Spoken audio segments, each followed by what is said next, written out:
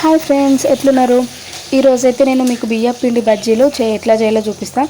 ఎందుకు బియ్యం పిండి బజ్జీలు అంటే నార్మల్గా ఆపరేషన్స్ అయిన వాళ్ళు, దెబ్బలు తాకిన వాళ్ళు, స్టిచెస్ పడ్డ వాళ్ళు అయితే శనగపిండి యూజ్ చేయొద్దు, మనందరికీ తెలిసిందే. సో అయితే అప్పుడు మనకు శనగపిండి బజ్జీలు అయితే తినలేమన్నట్టు. సో అందుకనే నేను బియ్యం పిండి బజ్జీలు చేసిన ఈరోజు. ఎందుకంటే మా ఇంట్లో కూడా ఒకరికి సర్జరీ అయింది కాబట్టి సో నేను ఇట్లా బియ్యం పిండి బజ్జీలనే చేసిన.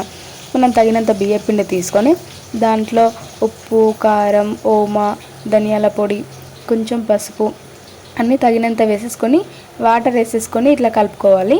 సో అయితే నేనైతే ఆనియన్ కట్ చేసేసిన.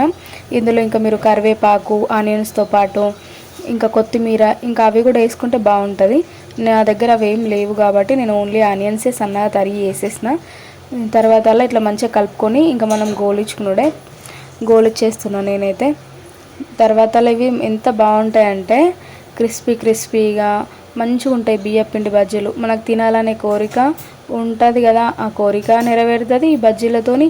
శనగపిండి తినాం కాబట్టి సో ఇవైతే చాలా బెటర్.